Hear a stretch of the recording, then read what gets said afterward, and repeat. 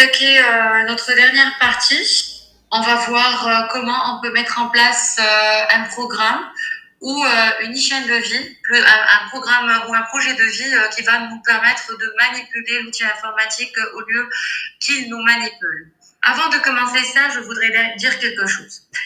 Dans la vie, il faut toujours avoir un objectif. Donc, qu'est-ce que nous voulons faire plus tard? Et c'est ça qui va faire que notre système cognitif ou notre système de traitement de l'information va nous permettre tout simplement d'allouer toutes les ressources nécessaires pour atteindre ces objectifs. Le fait d'utiliser l'outil numérique ou les technologies numériques sans objectif va impérativement nous faire tomber dans l'addiction et il va nous pousser à chercher notre dopamine, notre récompense, notre gratification à travers l'utilisation de l'outil. Et du coup, il faut mettre en place, il faut avoir un programme de vie et une hygiène de vie bien claire pour profiter des avantages de l'outil informatique et pour éviter tout ce qu'on vient de dire.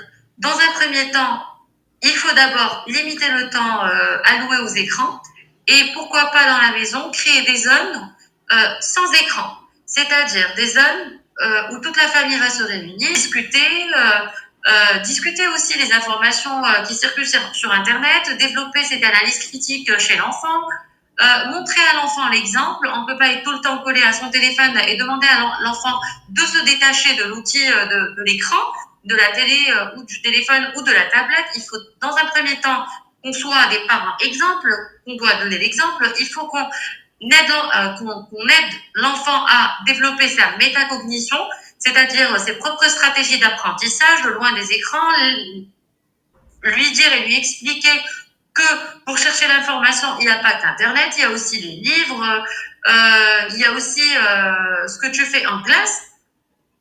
Donc tout cela va permettre à l'enfant de voir cet outil informatique comme étant un accessoire, non pas une nécessité de vie. Il faut encourager l'interaction de l'enfant, il faut encourager que l'enfant soit acteur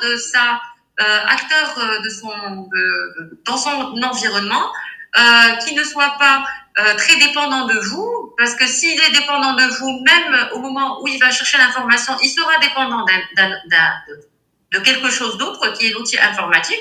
Et par conséquent, il faut avoir une hygiène de vie, un projet de vie bien clair quant à l'utilisation de ces outils informatiques.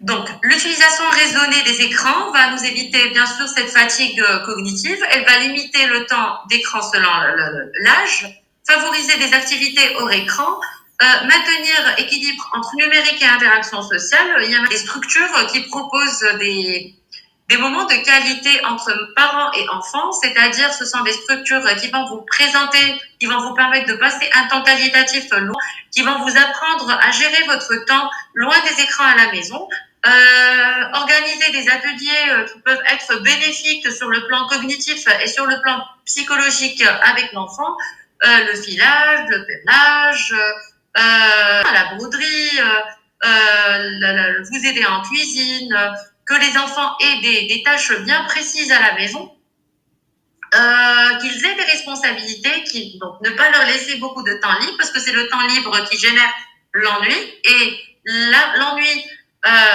pour gérer l'ennui à la maison, on n'a pas un autre moyen. On ne sait pas comment occuper l'enfant à part le fait de lui tendre un téléphone ou lui allumer ou le mettre devant la télé pour qu'on soit tranquille.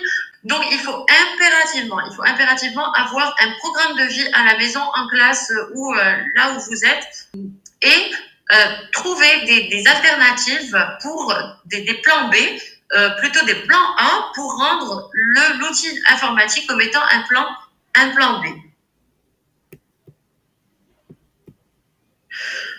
Donc, comment se fait cette régulation? La projection des jeunes en ligne, la régulation et éducation aux médias, ce que je viens de dire, tous les conseils que je viens de donner. Donc, il faut éviter bien sûr les contenus inappropriés à travers à travers des applications de contrôle parental, mettre l'enfant qui a qui a entre 2 et 5 ans sur le YouTube Kids, par exemple, au lieu de le mettre sur le YouTube normal pour filtrer un peu et décider du contenu auquel il peut être exposé. Aussi, éviter, même pour les adolescents, même pour les adultes, la violence, les fausses nouvelles, parce que le fait d'être trop exposé à un contenu violent va automatiquement banaliser la violence en nous. Nécessité de régulation pour protéger les jeunes.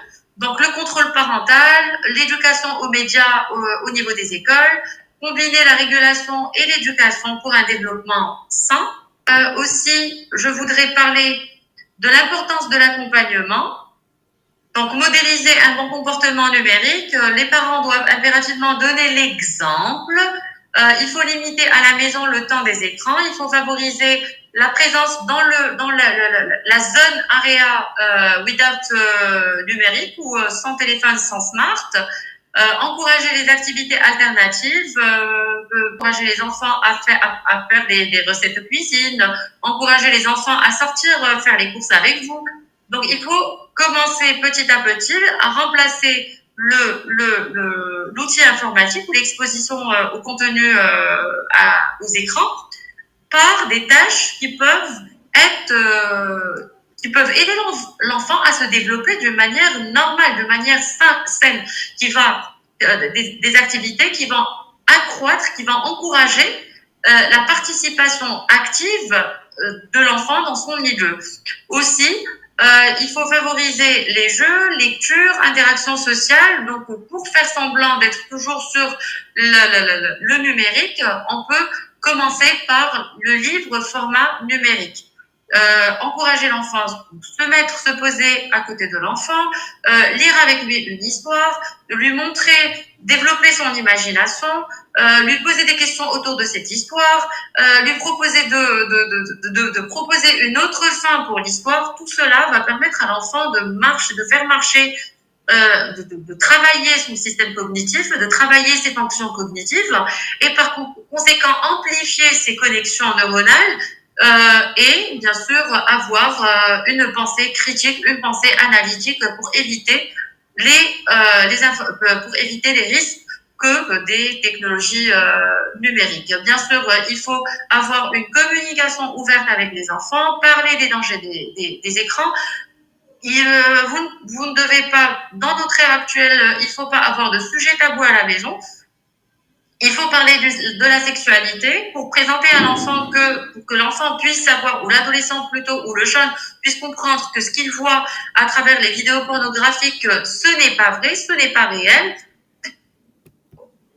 Donc, pour les bonnes pratiques, il faut avoir des pauses numériques même quand vous êtes au travail, avoir des applications éducatives et faire un suivi des habitudes, c'est-à-dire avoir des applications qui vont me permettre de checker combien de temps, donc à la fin de la journée, je me fixe par exemple, aujourd'hui, je passerai 1 heure sur les réseaux sociaux et je peux m'appuyer sur des applications pour vivre mon timing et pour respecter mon objectif de base.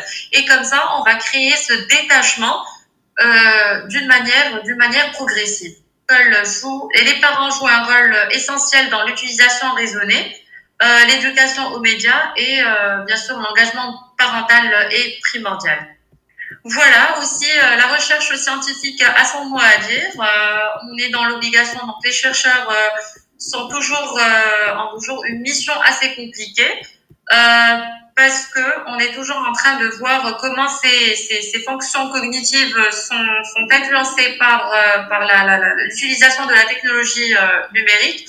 Tirer profit de ces outils d'intelligence artificielle, pourquoi pas pour le diagnostic des maladies, pour aussi la mise en place de thérapies beaucoup plus efficaces. Surtout, par exemple, quand il s'agit d'un diagnostic de santé mentale ou de troubles mentaux, on a besoin de scruter les moindres comportements de l'individu qui est en face de nous. L'intelligence artificielle a cette capacité extraordinaire d'analyser le comportement au moindre détail, chose qui n'est pas facile pour l'humain. Donc, il faut vraiment accroître et développer la recherche scientifique dans ce sens pour garder toujours la main et le contrôle sur l'outil informatique et ne développer que le côté qui peut servir la cognition humaine et protéger la pérennité et la continuité de l'espèce humaine et de la cognition humaine. Voilà, ma présentation prend fin. Je vous remercie énormément pour votre attention et je vous donne la parole si vous avez des questions. Bonjour. Oui. Madame Imen, à votre avis, quelles seraient les stratégies les plus efficaces pour sensibiliser les jeunes à une utilisation plus responsable des plateformes numériques? D'accord. Dans un premier temps, donc toutes les questions que j'ai reçues tournent autour de la surexposition et les stratégies qu'on peut mettre en place afin de limiter le temps des écrans. Oui, Ce qu'il faut savoir, c'est que, comme j'ai dit tout à l'heure dans la partie addiction, quand je parle de l'addiction aux écrans numériques, je parle d'une addiction qui a la même forme que les autres addictions. Donc, le sevrage ne doit pas se faire d'une manière brutale. Donc, le sevrage se fait d'une manière progressive. Diminuer la source de dopamine, il faut la remplacer par une autre source. Ça, c'est très, très important. Donc, pour un petit enfant qui est surexposé, qui a 6 ans, est surexposé au dessin animé et qui est très calme au moment de l'exposition, ben là, ce qu'il faut faire, c'est de remplacer les écrans par des activités à la maison. Malheureusement, nous au Maroc ou les pays africains de manière générale, on a du mal à léguer des tâches à nos enfants. Donc, les responsabiliser au sein du foyer familial, ne pas leur laisser du temps libre. Il doit ranger sa chambre, il doit participer à préparer le repas, il doit c'est ça la vie. La vie, c'est un donnant-donnant. On ne peut pas que prendre dans la vie. Dans la vie, il faut prendre et donner. Donc l'enfant, il doit comprendre dès son jeune âge qu'il doit impérativement participer et mettre la main à la pâte dans la vie familiale. Sinon, plus tard, il sera jamais quelqu'un de responsable. Il peut pas acquérir la responsabilité alors que lui, il l'a jamais été. On peut pas lui demander d'être rigoureux au niveau de ses cours, au niveau de ses études, alors qu'à la maison, il n'a aucune tâche à faire, il n'a aucune responsabilité. Euh, Ce qui génère l'addiction aux écrans, c'est le temps vide. Donc, il faut impérativement inscrire les enfants dans différentes activités, faire du sport, pourquoi pas ils doivent nous accompagner à faire les courses parce que ça les intéresse aussi. Ils sont concernés par la vie familiale, ils doivent nous aider à préparer à manger, à mettre la table, à débarrasser la table, à faire le parterre, ainsi de suite. Ça doit être quelque chose qui est tout à fait normal. Quand est-ce que l'enfant revendique ou affiche une certaine forme de refus, c'est quand l'enfant n'est pas habitué à le faire et du jour au lendemain, on va lui enlever l'écran et lui demander de participer à la maison, il va prendre ça comme étant une punition. Surtout que l'écran, c'est une source de dopamine. Alors, si on procède comme ça, on va développer encore plus cet attachement aux écrans et aux technologies numériques. Ce qu'il faut faire, c'est plutôt euh, remplacer ou mettre en place des bonnes pratiques, mais de manière très progressive. Donc aujourd'hui, j'emmène mon fils avec moi pour faire les courses. On doit passer du bon temps, c'est-à-dire on doit rigoler. Je dois être patiente, je dois rigoler avec lui. Il doit apprendre des choses avec moi, lui donner le choix.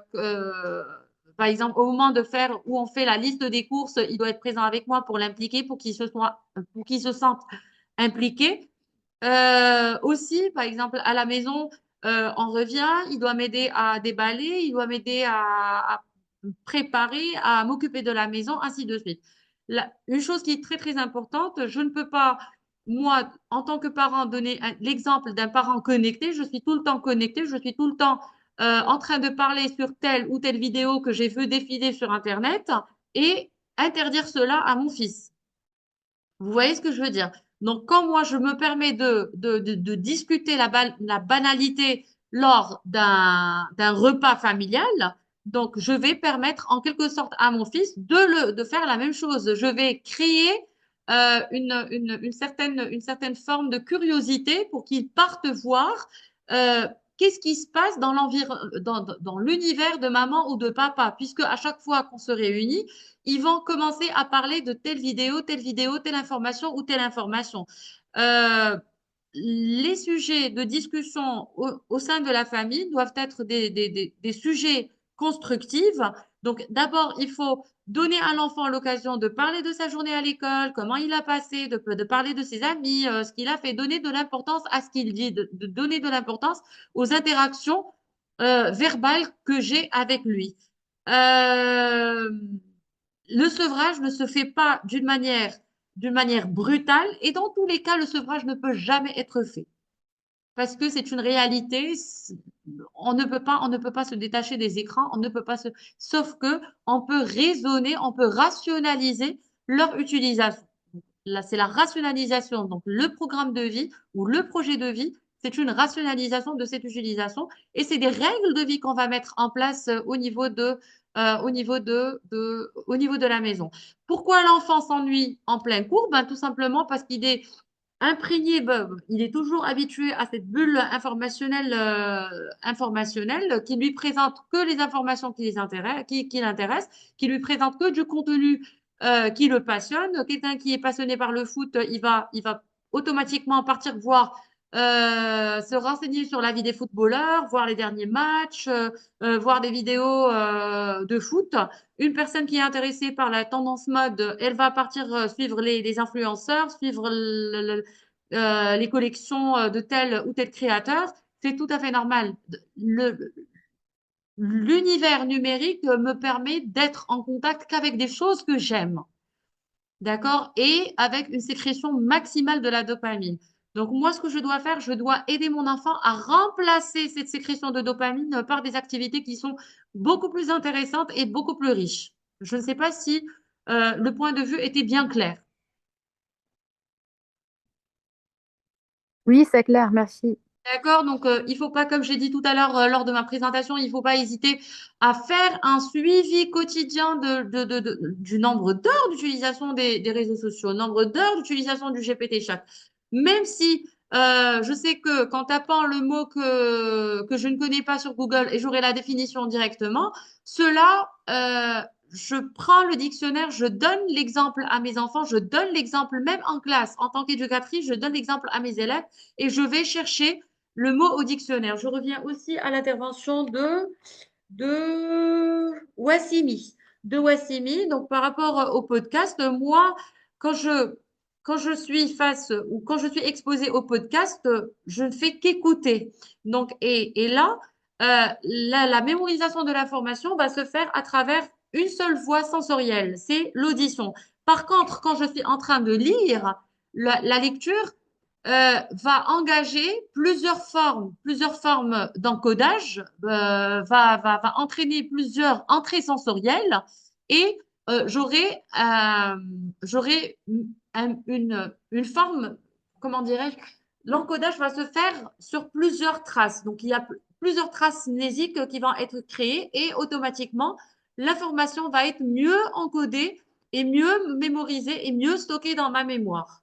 Oui, je peux m'exposer ou je peux écouter des podcasts au lieu que je sois exposée des contenus débiles, mais les podcasts n'ont pas cet effet de stockage, ne seront pas stockés de la même manière qu'un livre lu. D'accord? Et le plaisir de la lecture vient des parents et non pas des enfants. Le plaisir de la lecture, c'est nous qui devons l'inculquer à ces enfants. Oui, je sais que je suis en train de parler un peu, je suis en train d'idéaliser notre présent. Je sais qu'on est pris, je sais que on a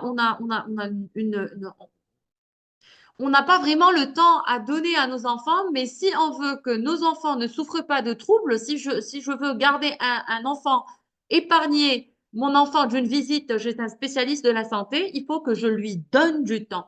Il faut que dans mon programme de vie, dans mon hygiène de vie, dans mon projet de vie, donc il faut que je réserve par exemple le samedi soir à cette zone où il n'y a pas d'écran. Donc, se réunir avec les enfants, partager un moment qualitatif et vous allez voir. C'est votre enfant qui va jeter le téléphone, il va vous demander de passer du temps avec vous. Mais à condition que le temps soit qualitatif et que le temps marque l'enfant. C'est-à-dire essayer de prendre son avis par rapport aux activités qu'on va exercer, ainsi de suite. Donc, j'espère que j'étais claire. Bon, bah, je vous remercie énormément de votre attention. J'espère que chacun de vous va mettre en place un projet de vie qui va lui permettre de rester maître de ses réseaux sociaux et non pas serviteur. Je vous remercie de votre attention encore une fois et à très bientôt. Merci.